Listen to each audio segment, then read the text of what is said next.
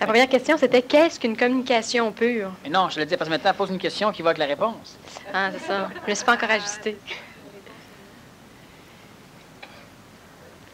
Qu'est-ce qu'une communication pure? C'est une communication énergétique. Qu'est-ce qu'une communication énergétique? Communication télépathique. Mais ça, ouais, mais là, la télépathie, c'est sur plusieurs plans. Oui, c'est une communication énergiopathique. Voilà. Oui, bon, explique plus. Sympathie, sympathique, veut dire qu'on recopie, qu'on ressent exactement un phénomène extérieur chez soi. Alors, énergiopathique, c'est une communication qui fait que tout ce qui, dans les corps énergétiques d'un individu, est recréé exactement chez toi.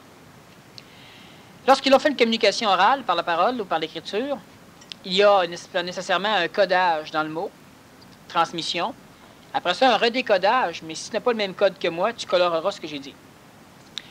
Donc, dans la synergie de communication, l'avantage qu'il y a, c'est que les êtres humains partent matériellement et créent un tourbillon de communication, donc qui va engendrer le phénomène énergiopathie, qui va lentement augmenter jusqu'au plan vital. Finalement, il va englober le plan de l'âme, une âme relativement pure, il va englober le plan du mental, le plan supramental, là, ça va monter en tourbillon jusqu'à très, très, très, très loin. Ça, c'est une communication qui ne peut exister qu'entre deux êtres désinhibés. Et ça commence par le plan vital. Plan physique. Par le plan physique. Oui, ça veut dire que les deux doivent être en présence l'un de l'autre. Bon, les yeux sont sollicités, les oreilles, etc. Et il va y avoir nécessairement un contact d'énergie vitale.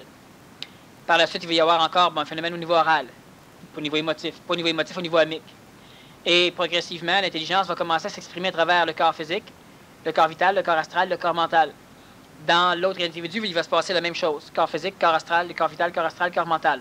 Progressivement, l'intelligence sent, ils vont augmenter au plan supramental. Mais là, ce qui va arriver, c'est que s'ils sont insuffisamment désinhibés par rapport à eux-mêmes, lorsqu'ils vont commencer à avoir une communication pure du point de vue supramental, elle le sera donc au niveau des corps inférieurs. Ce qui va arriver, c'est qu'il n'y aura pas de mots. Et s'ils sont insuffisamment purs avec eux-mêmes, l'ego est toujours en train de se dire « Oui, mais là, c'est con, là, on n'a plus rien à dire, là, c'est con, là, c'est con, là, c'est con. » Sauf que, quelle que soit la chose que va dire l'autre, l'autre l'a compris, il le savait déjà. Donc, il y a effectivement une symbiose énergétique ailleurs. Il y a une communication télépathique ou énergiopathique. Mais parce que l'ego n'arrive pas à en bénéficier, l'ego considère qu'il n'y en a peut-être pas. Mais comment faire pour que l'ego soit paradisié dans une telle démarche? L'expérience. Il faut que l'ego finisse par autoriser l'expérience, puis à travers le temps, l'ego finit par découvrir que c'est parfait. Parce que l'ego bénéficie. Mais vu que c'est un néotype, l'ego ne comprend pas comment ou pourquoi il en bénéficie. Et ça n'a pas d'allure, on ne parle pas. Est-ce que tu es bien? Oui, je suis bien, mais c'est idiot. On ne parle pas, on ne dit rien, puis on est là tous les deux, puis c'est ça. Tout va bien, mais tu chiales. Parce que l'ego n'a pas suffisamment de mémoire dans l'archétype, l'ego doit se fier au néotype. Le néotype est en train de se former, donc c'est pas encore accessible à l'ego. La communication peut, donc une communication sans ego. Non, mais c'est ça, mais tant qu'il y en a... Mais il est là en spectateur. S'il est là en spectateur, comme tout à l'heure je disais, c'est que si tu n'es pas suffisamment désinhibé par rapport à toi-même, continuellement, ton ego va empêcher la communication parfaite, la communication pure au niveau énergétique. Parce qu'il sera toujours en train de chercher des mécaniques de communication traditionnelles. Alors, ça va être, bon, ben là, on est assis en face de l'autre, c'est niaiseux pas mal, on ne dit rien. Pourquoi tu dis ça? Ah oui, mais c'est vrai, c'est pas vrai pantoute, c'est vrai au niveau de l'ego. Bon, ben là, est-ce qu'on se touche les orteils? Est-ce qu'on marche ensemble? Est-ce qu'on... As-tu faim? Oh, mais merde, je trouve que... C'est ça, tout va bien. Mais l'ego est là en train... Il brise, la communication n'est pas peu, parce que l'ego essaie toujours de la rendre traditionnelle. Dans ce cas-ci, c'est seulement l'ego qui fait que la communication est impure. Mais il peut y avoir des blocages à d'autres niveaux. Des inhibitions qui vont empêcher la communication, mais qui en réalité empêchent la désinhibition. Mais ça va empêcher la conscientisation de la communication. Alors, les personnes vont avoir l'impression que tout va bien, qu'ils ont une communication énergétique, mais encore là, l'inhibition va faire en sorte qu'ils ne pourront pas en avoir la certitude. Mais c'est encore égoïque. C'est inhibitré. Ce n'est pas égoïque. Parce que si tu es inhibé au point de vue vital, ou ça serait plutôt au point de vue physique... Oui, l'ego vient te donner l'impression que c'est lui. L'inhibition n'est pas une mécanique astrale. Sauf dans le cas de l'ego. Dans le cas de... Même dans le cas de l'ego, ce n'est pas une mécanique astrale. Sauf que l'ego va dire, c'est parce que j'ai peur. Mais en réalité, non, c'est pas à cause de la peur. C'est parce que j'ai honte. C'est pas à cause de la honte. C'est parce que c'est niaiseux. C'est pas à cause... Non. L'inhibition ne fait pas partie du plan de l'homme. L'inhibition sont des mécaniques implantées par... oui, ce serait intéressant. C'est pas de l'énergie supramentale non plus. L'inhibition, c'est une mécanique implantée par... Oui, c'est pas l'ajusteur de pensée non plus. Je vérifie les créneaux connus. Puis, à un moment donné, c'est juste du néotype. Les inhibitions, ce sont des mécaniques qui sont implantées. On pourrait dire par les dieux, mais c'est pas par les dieux. Ce ne sont pas les Melchizedek, ce ne sont pas les Vorondadek non plus. Ce ne sont pas... Les inhibitions sont des mécaniques qui sont totalement implantées par l'esprit. Et ils sont implantés par l'individu qui tend à descendre à l'intérieur du corps physique. Autrement dit, c'est que toutes les inhibitions que tu as, c'est toi qui les as implantées. Mais tu les as implantées non pas dans ta version astralisée ou dans ta version planétaire, mais uniquement dans ta version parfaite, donc dans ta version extra-créationnelle. À un moment donné, tu as... Ce n'est pas exact, parce que ça ne se fait pas comme ça là-bas, là, mais on fait un parallèle avec le contexte humain. C'est ça qui devient problématique à un moment donné, quand on veut expliquer des choses qui feraient vibrer l'intelligence chez l'humain, pas son ego. Ça fait vibrer l'ego aussi. Ça fait vibrer l'intelligence. La problématique, c'est que énormément de choses doivent être comprises uniquement par symbiose énergétique, c'est-à-dire par énergiopathie, et non pas par la communication orale. Et tant que les individus ne sont pas rendus à un point où ils cessent de chialer contre le monde, contre la vie, contre les petits événements qui les ramassent, tant que les individus font encore partie du syndrome de l'électron, ils ne peuvent pas parvenir à cette transparence, à cette pureté, et ils ne sont pas encore raisonnablement transportables. Lorsque l'être humain... Bon, si j'explique brièvement la mécanique elle-même, encore là, elle va être comprise à partir des archétypes de l'homme. Donc, elle sera encore colorée. Tu existes au dehors de la création. Il y a plusieurs univers, plusieurs super-univers qui sont engendrés de façon séparée. Donc, on peut considérer qu'il y a même plusieurs créations. Ces différentes créations sont totalement contenues dans une création majeure que j'appelle la création. Il y a des destructions créationnelles à l'intérieur de la création. Il y a de nouvelles créations de temps en temps. Il y a une chose qui tend à apparaître de plus en plus, on en a déjà parlé souvent, qui est ce qu'on appelle souvent le centre-source, qui est un centre d'attraction d'énergie absolument phénoménal, évidemment, que l'humain ne peut pas voir. Même si je vous dis, ça mesure des milliers et des milliers d'années-lumière de longueur, de largeur et de profondeur. Ça ne dit rien à l'humain. Donc, mettez un avec... on prend un petit crayon, là, on écrit un petit zéro, et puis on couvre la planète Terre de petits zéros comme ça dans un seul chiffre. Ça va donner un peu l'idée de la grandeur de la chose. Là, tu sais. Mais encore là, l'humain a une conscience trop limitée par la pénurie de neurones. On ne peut pas avoir une idée d'envergure de cette conscience. Plus cela se fait, plus l'être humain va se déplacer vers une conscience où il découvrira progressivement, il l'apprendra dès le départ au niveau de l'ego, il le découvrira par la suite, que c'est lui qui, à un moment donné, a choisi de venir dans le monde. Je ne parle pas de la dernière naissance que tu as eue. Je parle de venir dans le monde, de venir dans l'existence, de venir dans le temps et dans l'espace, de venir dans les 13 dimensions, de venir dans une projection quadridimensionnelle des 13 dimensions. Et parce que tu ne sais pas pourquoi tu es venu, c'est-à-dire que tu le sais pourquoi tu es venu, sauf que tu ne peux pas en parler. Tu ne peux pas en parler parce que ton ego ne doit pas être mis au courant. Donc, tu ne peux même pas le conscientiser, parce que le conscientiser dans ton corps de chair, ton ego va être au courant. Et cela va faire en sorte que toi-même, tu te seras mis des blocages, des inhibitions pour empêcher certaines formes d'énergie d'être démolies par l'ego, de servir puissance, le pouvoir de l'ego. Et c'est ce qui crée une grande problématique au niveau d'évolution pour énormément d'humains, c'est parce que tant qu'ils ont trop d'ego, ils sont trop égoïques, et le mental est un maudit piège là-dedans. Parce que le mental, qu'est-ce qu'il fait? C'est que c'est la matière énergétique qui va permettre à la conscience astralisée d'entrer en contact avec le phénomène supramental. C'est une chose. Mais ça va aussi engendrer la mentalisation, qui est un autre problème. Alors, on a l'astral qui permet à l'humain de découvrir l'émotion, donc de découvrir la version terrestre de ce que c'est que l'amour, de découvrir la version terrestre de ce que c'est que la béatitude, de ce que c'est que la sérénité. Sauf que il y a maintenant une gestion astralisée. L'homme astralise, la femme astralise. Le mental permet d'avoir une version décolorée de l'émotion, des mêmes principes, d'une cosmogonie mentale et non pas une cosmogonie spirituelle et émotive, sauf que l'homme se met à mentaliser, la femme aussi. Étant donné qu'ils se mettent à mentaliser, ils sont toujours en train de... La mentalisation, c'est la capacité qu'a l'être humain de régir logiquement sa mémoire. Mais régir logiquement sa mémoire ne veut pas dire que tu as accès à toutes les informations du monde. Cela veut dire que tu vas régir logiquement ce que tu as comme connaissance. Donc, si tu n'as pas suffisamment d'informations, ta gestion logique, ta gestion mentale, t'amènera toujours à des cul-de-sac, à des paradoxes de l'évolution. Bon. Tout à l'heure, je parlais avec une personne qui est extrêmement paradoxalisée et qui me disait, oui, mais, si on arrive sur l'autre planète, et rendu là, on va faire quoi? Et on fait qu'on commence, ben non. Fait que finalement, ça sert à quoi, tout ça? C'est la grosse question. Je l'ai dit de temps en temps à quoi ça servait, mais l'humain n'a pas la saveur de ce que je dis. Il apprend des mots. Mais encore là, le mental mentalise. Ça sert à quoi de vivre? Ça sert à quoi de mourir? Ça sert à quoi de chialer? Ça sert à quoi de ne pas chialer? Et il a raison, en fonction de l'information qu'il a. L'être humain qui se dirige vers une communication transparente, une communication pure, donc une symbiose d'énergie, pour aller chercher l'énergie qui lui manque pour finaliser des choses. L'être humain qui aura à un moment donné suffisamment d'énergie pour être capable de plastiser, de transformer la matière morontielle pour en faire de l'entité morontielle endobétérique. L'être humain qui aura la capacité de comprendre la mécanique et qui aura la capacité d'être suffisamment transparent avec ce qu'il est. La base de tout ça, c'est simplement d'être capable de reconnaître ce que l'on sait de ce que l'on ne sait pas. L'humain qui en arrive là sera un être humain qui sera capable de percevoir l'ampleur de ce qu'il est, mais il ne pourra jamais croire cette ampleur.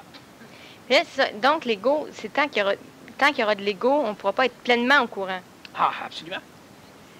Donc, ça va ensemble, la transparence, la destruction de l'ego. La transparence, c'est la destruction de l'ego. C'est la négoïsation.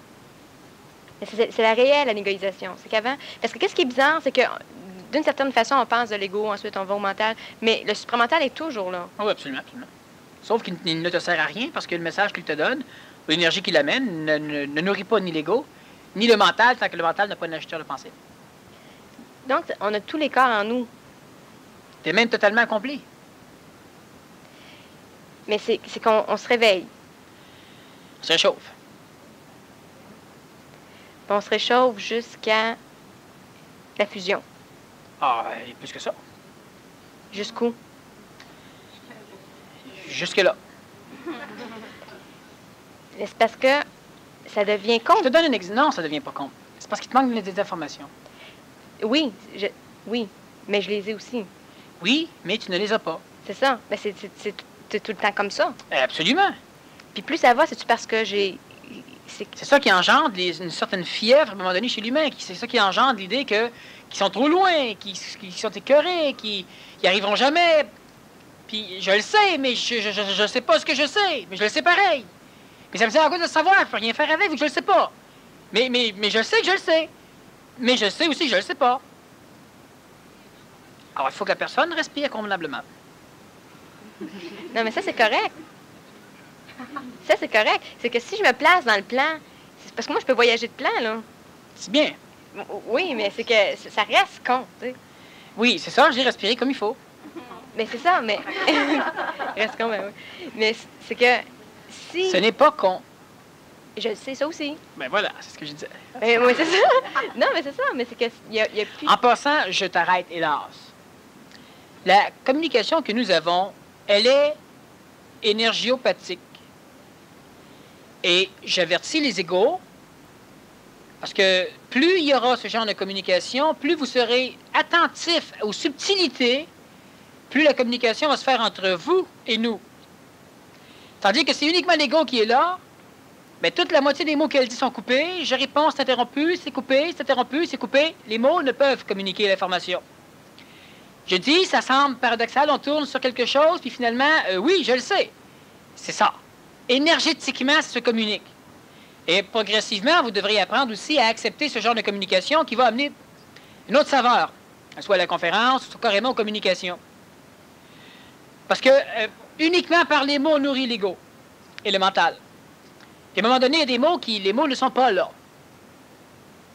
Ça engendre de mécanique de la communication paradoxale, mais uniquement par la subtilité, on se rend compte que ce n'est pas paradoxal.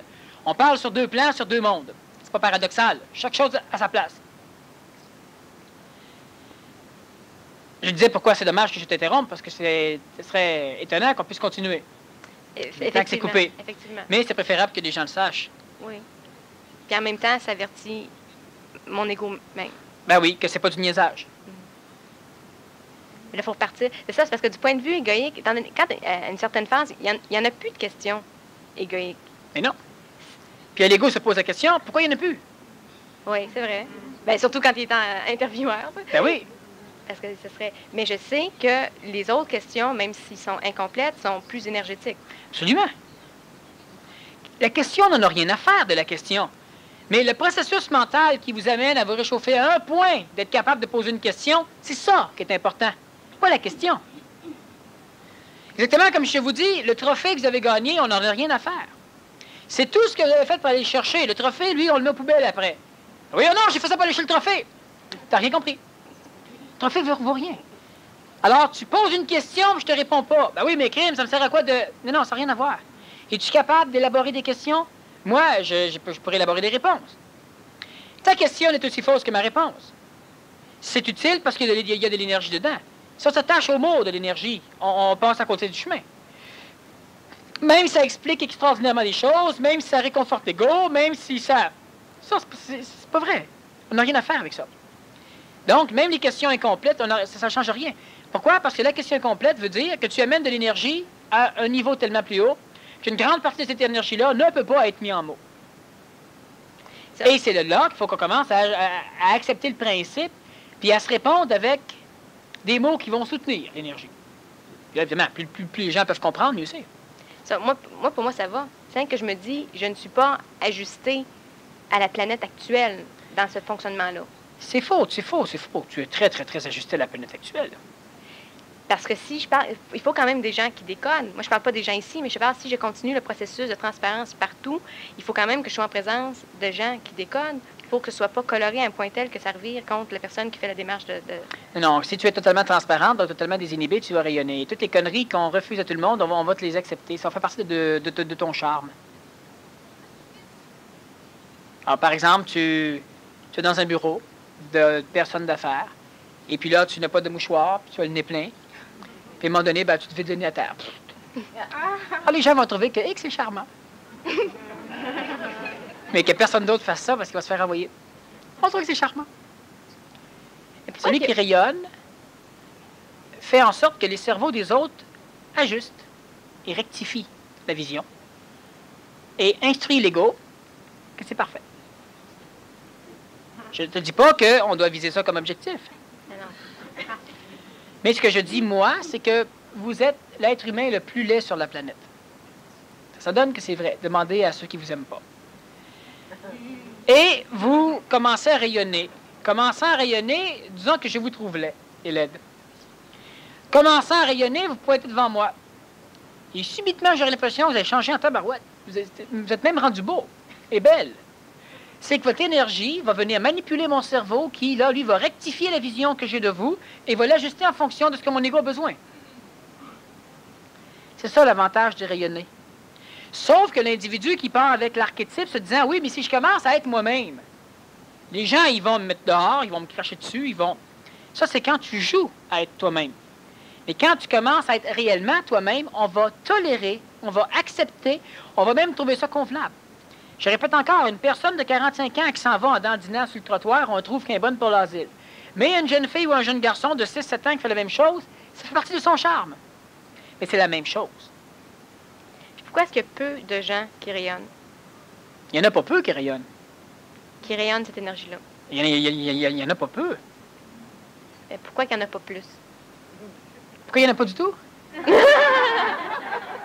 Ouais.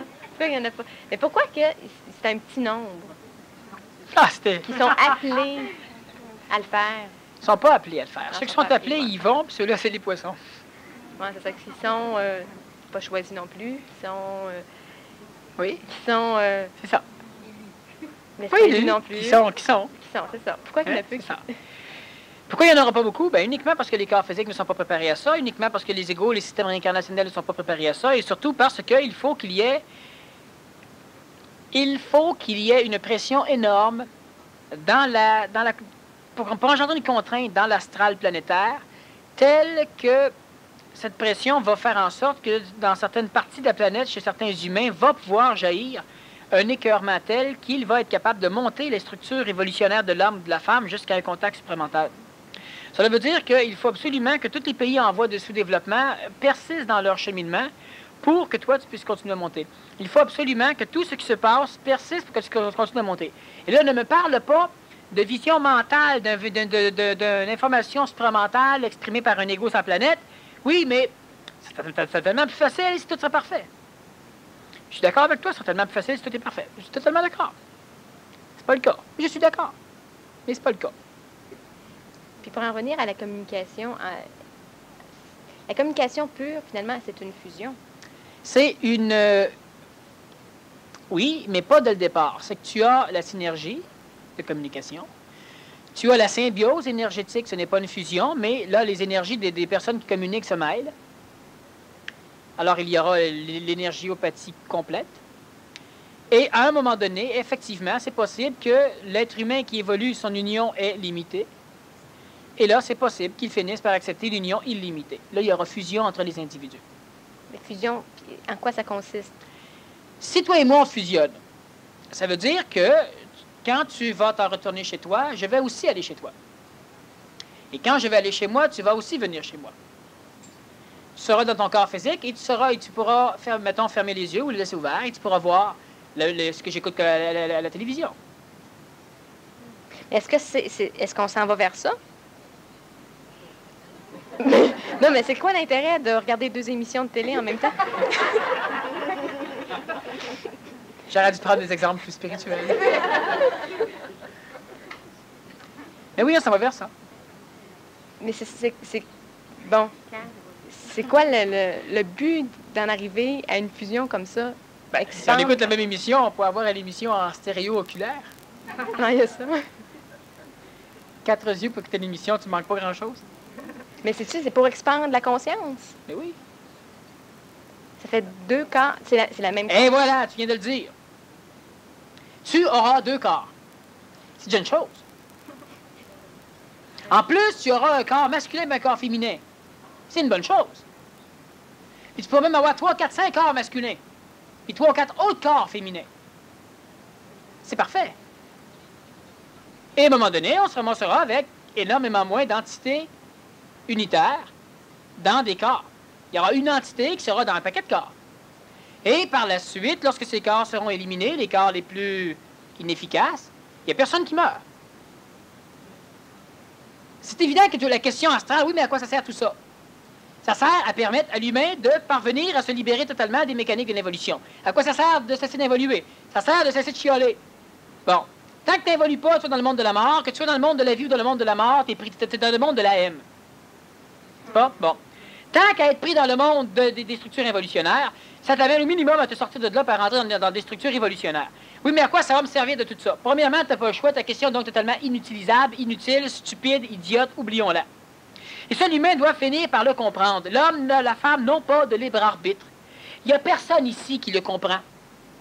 Ils s'en servent pour chialer. Ils s'en servent pour crier, comme si ça changerait quelque chose. Ils n'ont pas de libre arbitre. Ça n'a même pas la peine de chialer. Bon. Sauf que l'être humain qui pose chose la question, mais à quoi ça sert? Tu n'as pas de libre arbitre. Alors, je n'ai pas à te répondre. Mais à quoi va ressembler la vie? Là, une fois, où vont être... Bon, la vie va ressembler à ceci. Tu compris? Ben oui. Et voilà. Répète. Ben non, mais c'est là le problème. Mais où vont être Annie et Daniel? Ils ne seront pas là. Ils seront plus là. Pas, ils ne seront plus là. Ils ne seront pas là. Oui. Partout où ton ego peut essayer de voir, c'est faux. Bon. L'être humain cherche, et ça, libérez-vous de ce genre de cheminement. Parce que ça crée énormément de problèmes. C'est toujours dans le genre, oui, mais si je ne sais pas ce que veut dire le mot Québec, je n'embarque pas dans l'autobus. Oui, mais si je ne sais pas où c'est Québec, je n'embarque pas dans l'autobus. Oui, mais si je ne sais pas combien il y a d'habitants à Québec, je n'embarque pas dans l'autobus. Oui, mais finalement, tant que tu ne seras pas à Québec, tu n'auras jamais la réponse que tu veux, fait que tu seras jamais à Québec. C'est pas ça l'affaire, moi. C'est comme ça. Alors, c'est sûr que tu n'as pas compris ce que j'ai dit. J'étais peut-être trop ajusté. Non, c'est pas ça. C'est que il faut qu'il y ait des questions. Oh non, ça va, ça, là. Puis moi, il faut qu'il y ait des réponses. Ben, c'est ça. Ben, c'était correct. Oui. Ben, c'est ça. Mais c'est quand même pas la véritable communication. La communication était à côté pendant ce temps-là. Non, la communication, elle est proche. La communication est en train de sevrer des parties qui ne servent à rien. Ah, donc c'était ça. qui se passait. Oui. Mais pour parvenir à comprendre, on doit être subtil, on doit cesser de toujours chercher à partir des archétypes.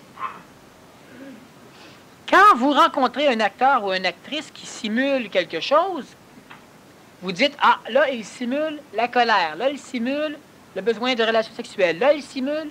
Pourquoi vous le savez qu'il simule ça? Parce qu'il y a un archétype qui vous dirige tout. Puis quand l'archétype vous ramasse pour exprimer la colère, tout le monde exprime la colère de la même façon. C'est l'archétype. Vous êtes heureux? Tout le monde exprime le bonheur de la même façon. C'est l'archétype. Vous manquez le métro? Il y a 2 ou 3 archétypes de personnes qui manquent le métro. C'est tout pareil, pareil, pareil. Si on fait un film extraterrestre de l'être humain, on pourra dire, quand ils veulent s'accoupler, ben, il y a la parade nuptiale. Comme les animaux, mais c'est identique. Alors on peut tout savoir. Il y a même des livres qui ont été écrits sur comment ça fonctionnait. T'sais. On peut tout savoir. Alors on peut même engendrer la psychologie, la ceci, la cela. On peut tout savoir.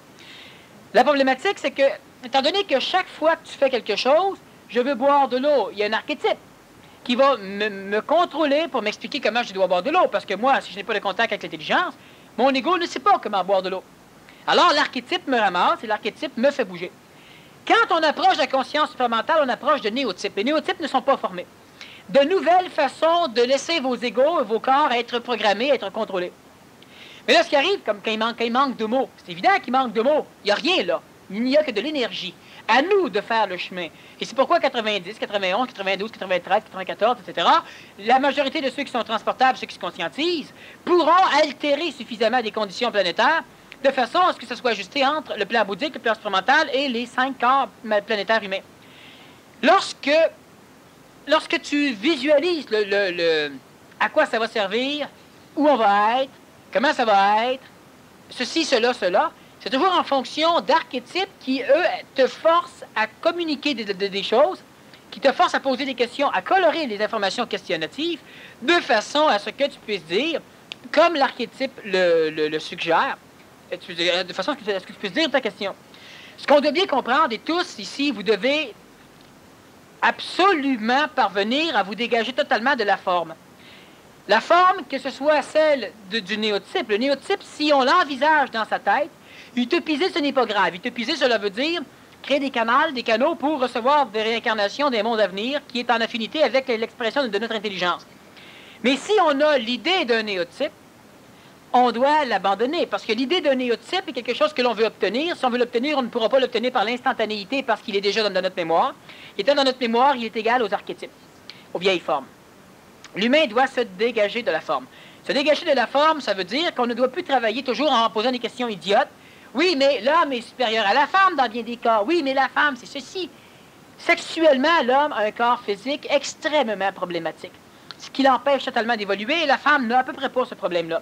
Par contre, la société a bâti le monde en fonction de l'homme. C'est évident, il fallait bien équilibrer les avantages. La femme ne s'en rend pas compte. La femme, elle pense que l'homme a tous les avantages sur le plan planétaire. L'homme a autant d'avantages que la femme. L'homme, il a tout le pouvoir sur la matière, mais le corps physique, le système sexuel endocrinien, la matière, a tout le pouvoir sur l'homme. La femme est assujettie à l'homme, mais elle est libre de cette mécanique. Dans les temps qui viennent très progressivement, les femmes auront plus de facilité à se désinhiber que les hommes, alors que la femme, son problème qu'elle va vivre, c'est qu'elle devra commencer des désinhibitions, surtout avec un homme. Quand je parle de désinhibition, je reviens encore sur la chose. Ce n'est pas une libération, il n'est pas question de sexualité ou de ceci ou de cela. Donc, il peut y avoir 25 couples différents qui sont tous des couples intermêlés au niveau énergétique.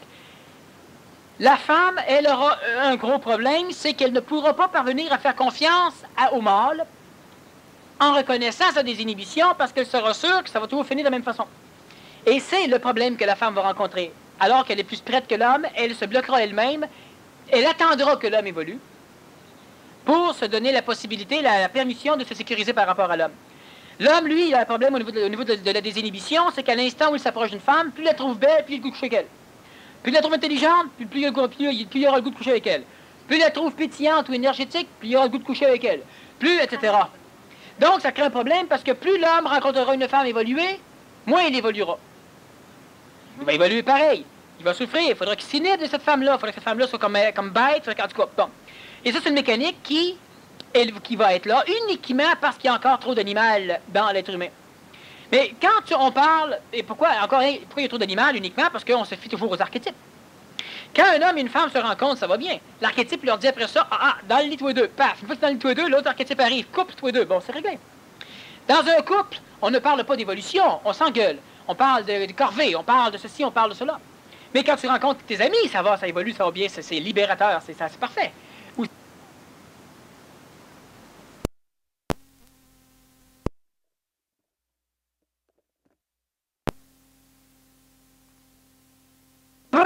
Obtenir d'autres informations, on va aller chercher, bon, qu'est-ce que l'extraterrestre?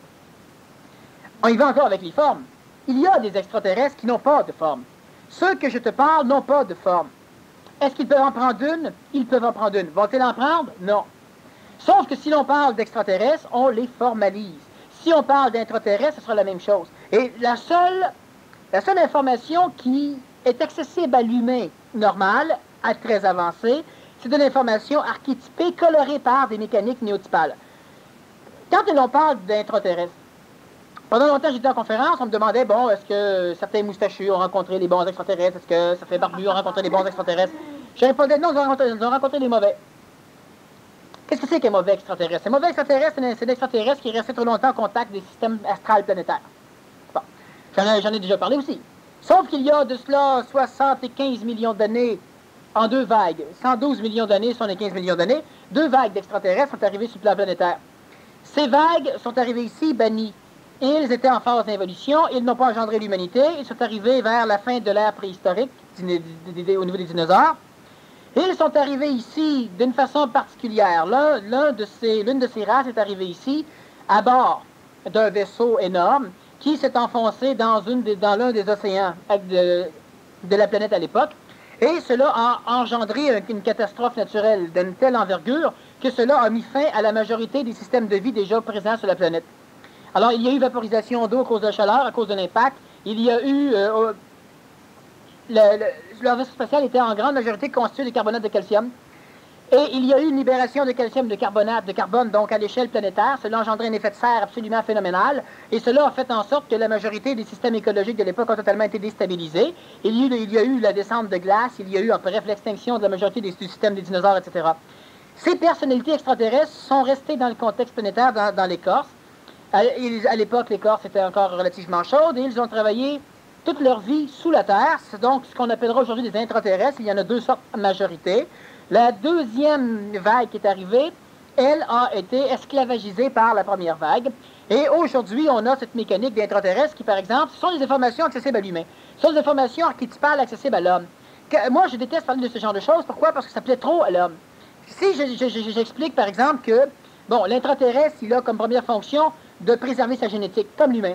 L'intraterrestre, il a une problématique, c'est que le moindrement qu'il ça manque de chaleur, il évolue énergétiquement. Donc, il diminue en énergie, il devient crapaud. Sauf que vivant sous l'écorce terrestre, qu'on appelle au centre de la Terre, mais c'est pas au centre de la Terre, il a plus de chaleur, il y a tous les systèmes volcaniques, les systèmes de gestion des forces telluriques, il est réchauffé. La Terre se refroidissant progressivement, il continue son évolution, puis très très lentement. Pendant ce temps-là, l'homme à la surface a vécu une évolution, même si elle était pénible, même si elle était problématique. Les intraterrestres manipulent l'humain depuis extrêmement longtemps, depuis d'ailleurs l'avènement des pharaons. Ils ont eu des contacts avec les humains. Ils ont eu des contacts, ils ont même essayé de manipuler le phénomène nazaréen. Ils ont travaillé avec le comte de Saint-Germain. Ils ont tout fait pour s'installer dans la majorité des gros contextes. Le comte de Saint-Germain, c'est un comte russe dès le départ. C'est lui qui a écrit l'acte de libération d'indépendance des États-Unis. C'est celui qui est le gestionnaire des deux grands blocs. Et par le biais, on parle juste au niveau de la mentalisation, les intraterrestres manipulent à un point tel tout le système industriel que toutes les industries polluent énormément. On pollue avec les gaz carboniques en majorité pour recréer l'effet de serre, réchauffer la planète Terre, bloquer l'évolution du phénomène extraterrestre. On pollue énormément avec des pluies acides, acide sulfurique et acide nitrique en anhydrate. Cela engendre des pluies acides. C'est le contexte tel qu'on le retrouve dans les systèmes volcaniques. Sous la Terre, l'eau est acide, sulfureux, nitré. Il y a énormément de mécaniques aujourd'hui qui peuvent facilement, du point de vue de la compréhension des mécaniques intraterrestres, tout expliquer la démarche évolutionnaire problématique de l'humain. Sauf que ce sont des informations que lorsque l'on en parle, ça peut plaire à l'humain. Hein? Si on parle, par exemple, du projet d'humano-coïncidence génétique sur lesquels les intraterrestres travaillent énormément, dans le but de parvenir à faire coïncider la génétique humaine et la leur, pour pouvoir remonter à la surface, puis se servir non seulement de leur structure évolutive, mais en même temps de la structure évolutive biologique de l'humain. Il y a énormément de choses. Hein. Dernièrement, je disais à quelqu'un que vous amenez simplement des enfants à Disney World et il y a énormément d'enfants qui se font kidnapper dans des jeux. Ils rentrent dans des manèges particuliers puis ils ne ressortent jamais. La police n'enquête même pas parce que c'est tellement bien organisé. Les femmes enceintes qui disparaissent aussi régulièrement. C'est extraordinairement bien organisé. On a tout démonté des manèges, on n'a rien trouvé. La CIA, ne prononçons pas des noms, disons la AIC, AC, hein, travaille énormément conjointement avec les extraterrestres pour leur fournir des génétiques de façon à recevoir de l'information sur les blocs ennemis. En tout cas, il y a toute une manchure. Les humains, progressivement, ceux qui sont les plus évolués parmi les involués, commencent à toucher cette information. Et ils s'en gavent, ils en ont, ils aiment cela, ça fonctionne, ils en parlent, c'est merveilleux. Bon. Sauf que tout ce qu'ils savent, ce sont des choses que les extraterrestres veulent que l'humain sache. Ouais. Dans le fond, ils ne savaient rien. Et non! Donc, ça ne donne rien d'aller plus... Non, exactement. Alors, quand je fais des conférences, on peut parler, on peut s'amuser énormément, ce genre de choses. C'est bien plus terre à terre. Je pourrais même te présenter des êtres humains qui sont des manipulations génétiques extraterrestres. Je peux même te présenter... même t'amener une place où on peut en rencontrer. Bon. Sauf que ça fait quoi là-dedans? On perd notre temps. La journée qu'ils vont se lever, nous, on va être déjà prêts à faire quelque chose ailleurs. Sauf que le temps qu'on s'intéresse à savoir, à triper égoïquement, à aller chercher de l'information comme supramentale, mais qui est archétypalisable. Donc, une information qui rentre dans nos archétypes. Elle va faire vibrer nos égos. Elle va faire en sorte qu'on va se mettre... On va devenir des enquêteurs, des journalistes de la mécanique. Mais on perd notre temps. On doit travailler vers le néotypage, on doit travailler vers la négociation, on doit travailler vers ce genre de choses. Oui, mais pendant ce temps-là, c'est en train de... On n'a rien à foutre. Mais on ne serait plus là. Ce serait la guerre des autres. Mais finalement, ce qu'ils nous font parvenir, ça peut être même le contraire, ça peut être faux. En majorité, c'est vrai parce que c'est décodé par l'intelligence de certains humains, sauf que c'est l'information qu'on veut savoir. Que l'humain veut savoir, c'est l'information. C'est comme exactement... Maintenant que tu le sais, là, ben, je te dis, c'est ça. Je te le dis juste avant que tu le saches. Alors tu te dis, ah, ben celui qui me l'a dit, là, lui, il est honnête. Puis on peut lui faire confiance parce que ce qu'il me dit, là, c'est en plein ça. Ah oui, c'est ça. Mais lui, là, c'est simplement déguisé, c'est un menteur, il fait partie des autres. Mais on continue. Les intraterrestres, les premiers qui apparaissent se rencontrent, on va dire Claude Vorillon, c'est Ézéchiel, mais disons Claude Vorillon. Claude Vorillon, finalement, va avoir suffisamment de mélange génétique pour qu'on puisse le programmer puis l'habiter complètement. Donc, il y a plusieurs intraterrestres différents qui peuvent l'habiter régulièrement. Ils deviendront donc réels. Ça veut dire que Claude Vorillon n'est plus là. Non, c'est la réalité. C'est ça. Bon. Alors, il est maintenant totalement possédé. Maintenant, ce qui va arriver, c'est que ces personnages-là, à un moment donné, sont décodés par d'autres personnes. Que ce soit Jean Miguel, par exemple. Jean Miguel, lui, à un moment donné, qui est un ambulancier, qui a un accident, qui se fait sauver par les extraterrestres, lui, avec, va se faire posséder maintenant par d'autres personnages du même clan d'extraterrestres, mais qui vont lui dire, lui, ici, là, c'est un menteur. Et puis lui va dire, là, c'est un menteur. La polémique chez l'humain, c'est ça qui dynamise l'astral de l'homme. Si tout va bien, l'humain se dit, qu'est-ce qu'on fait? Alors là, les deux, ils sont un contre l'autre. Bon. On va même faire dire des erreurs à Vorillon, et que là, on va même aller dire à Miguel, regarde ici, là, c'est faux ce qu'il dit. Et à un moment donné, dans une conférence qui avait été organisée par, je vais dire la réincarnation de Nostradamus, moi, disons, par François Payette, à Montréal, eh bien, ils se sont obstinés justement sur ce phénomène-là. Puis là, le prophète, c'est-à-dire le frère de Jésus-Christ, enfin, c'est Raël, il a dit, ben effectivement, le prophète s'est trompé quand il a dit ceci ou cela. Est-ce le frère de Jésus-Christ? Ben oui, c'est le frère de Jésus-Christ. OK? Sauf que, ce qu'on doit comprendre, c'est que progressivement, ces deux personnages saillissent. Et là, il y a un autre bonhomme sur la Terre promise, le Québec, hein, qui, lui, à un moment donné, va rencontrer des extraterrestres qui, eux, vont lui dire que ces deux connards-là sont possédés par des mauvais extraterrestres. Ça va être un troisième. Et oui. Alors lui, ben c'est évident, il le savait déjà, ça. Mais pour qu'on continue à préserver la crédibilité d'intervention extraterrestre, alors, vu qu'un gars va dire crime, les extraterrestres, c'est des mauvais, ben on envoie immédiatement un extraterrestre, on envoie un extraterrestre dans une autre forme pour aller dire au personnage qui est en train de savoir ça, pour aller lui dire, tu sais là, c'est ça. Et puis il se dit crime, celui-là est correct parce que il me dit, c'est le seul qui me le cache pas. Mais c'est quoi la différence entre cette mécanique-là et la mécanique qui fait que nous, on dit on sait, mais qu'on sait pas, mais qu'on sait, mais que dans le fond, c'est quoi la différence entre les deux mécaniques? C'est extrêmement facile, c'est que tant que tu t'attaches à la forme, à l'archétype, au trip astral, au trip égoïque, tu es fait par la mécanique. C'est pourquoi je dis souvent, pose des questions, puis les réponses, on va y répondre. Mais il ne faut pas qu'on s'attache aux réponses, on n'a rien à faire. C'est clair, ça. Ben oui, ben c'est ça, c'est clair. Ben parfait, voilà, c'est ça qui fait la différence. Donc, c'est juste, c'est le... Parce qu'il faut absolument qu'ils soient, eux, qui soient astralisés. Il ne faut pas absolument. Ils sont astralisables, ils sont astralisés.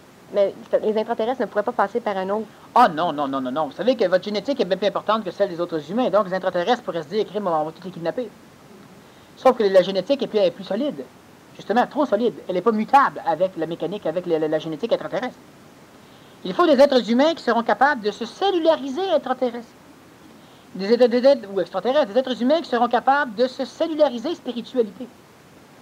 Alors que quand tu rencontres des êtres humains qui, au minimum, se mentalisent, pour ensuite devenir supramentales, se supramentalisent, donc être capables d'intelligencer, leur génétique n'est plus utilisable Mais, donc, ça, par la mécanique extraterrestre. Donc, ça, ce sont les intraterrestres.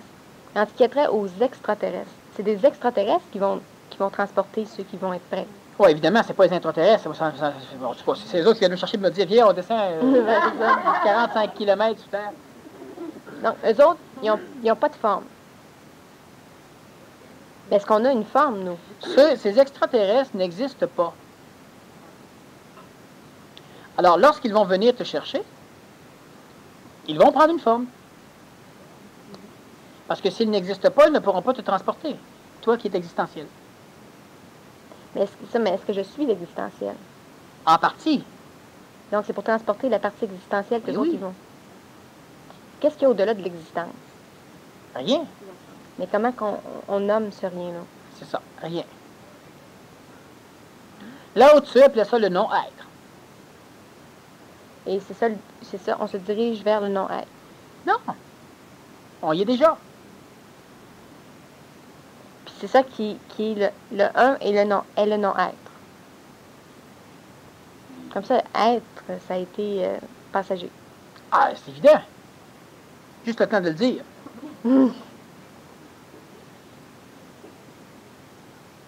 Quelle est l'essence du non-être? La même chose que le phénomène de l'être. C'est une illusion, c'est une forme. C'est pourquoi, à un moment donné, on doit se contenter de vivre, se contenter de vibrer, se contenter d'appliquer, sans continuellement remettre en question, par les mots, chaque phénomène vibratoire auquel on va toucher. Ça, mais je ne remets pas en question. Comment communiquer sans remettre en Tu ne question? le remets pas en question, mais je réponds à ta question. C'est ça. Mais c'est justement, comment communiquer sans remettre en question? Parce que finalement, la communication serait plus pure si on était assis et qu'on ne parlait pas. Mais il faut parler. Non. Il faudra parler, mais il ne faut pas parler. Puis pourquoi qu'il faudra parler et qu'il ne faut pas parler maintenant? Non, non, il faudrait jamais parler, mais il faudra parler. C'est quoi la nuance, là? Ah ben, c'est subtilise ton cerveau. Parce que comme le temps n'existe pas, donc il faut parler maintenant. Non. Ils ont tout compris, les autres. Fait qu'on parlerait pas. On va parler, mais il ne faudrait pas parler. Ben c'est ça. Ça, c'est même depuis le début. Eh oui, Mais pourquoi qu'on parle, d'abord? parce qu'il faudra parler, parce qu'il faut parler, mais il ne faut pas parler. Je comprends, là. Je comprends, mais... c'est... Et ton ego donne une fille avec ça. L'ego tourne à toute vitesse, là. Puis l'ego, il se dit, en haut, je comprends. Mais lui, en bas, il se dit, je comprends pas. Il tourne, il tourne, il tourne, il tourne, il tourne, il tourne, il tourne. Ça débalance, ça déstabilise. Tu le sais, puis tu le sais pas, puis tu le sais, puis tu le sais pas. Puis au 10 milliardième de seconde. Puis, c'est ça. Il faut développer ça. C'est ça qu'il faut développer. Mais par la parole. Oui.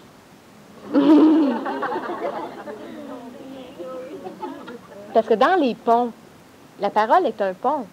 La parole est un pont. Mais c'est parce qu'il y a différents ponts. Mais c'est pas nécessaire qu'on entende la parole. Ça reste de la parole. Oui. Ah bon, ok, c'est ça. Mais là, on fait une conférence, il faut parler. Ah, ça, je constate. C'est ça. Mais là, donc, la communication serait plus énergiopathique sans la parole. Sauf que le problème qu'il y a, c'est que la parole permet de stimuler de l'énergie à travers les corps physiques.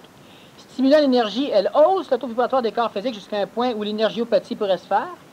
Mais les corps physiques, les individus ne sont pas suffisamment rayonnants de par eux-mêmes, sont donc insuffisamment centrés dans leur intelligence, que si on lâche la parole, automatiquement l'énergiopathie ne pourra pas rester parce qu'ils vont baisser en vibration et ils ne seront plus capables d'être énergiopathes. De ce fait, on doit amener la parole comme on le fait, mais les individus qui sont juste capables de laisser tomber leur ego un peu, pour ne pas se dire, bon, ça y est, on commence encore à tourner en rond, pour conserver juste les mots qu'il faut, les mots font juste leur permettre de rester à un niveau où l'énergio-communication peut se faire, et là, d'en bénéficier. Mais l'énergiopathie ne te donne pas de l'information en mots, en paroles, pour que l'ego comprenne. Tu vibres à la chose. Tu ne comprends rien, tu vibres à la chose. Ouais, OK. Vibrant à la chose, tu sais la chose. Tu ne comprends pas, mais tu sais la chose. Et parce que l'ego veut comprendre à l'intérieur ou apprendre la compréhension, c'est là qu'il y a une espèce de fièvre où ce que tu sais, mais tu sais rien, mais tu sais pareil, mais tu n'as rien à faire. Puis tu aimerais savoir en mots, puis tu aimerais au moins pouvoir le dire. Pourquoi le dire? Pour que ton ego le sache. Mais on doit progressivement s'en aller vers une région où on ne sera pas toujours obligé de prendre un phénomène astral puis le disséquer pendant 2 heures uniquement pour le donner à l'ego. Et là, on va avancer exponentiellement. Donc, il ne faut pas comprendre.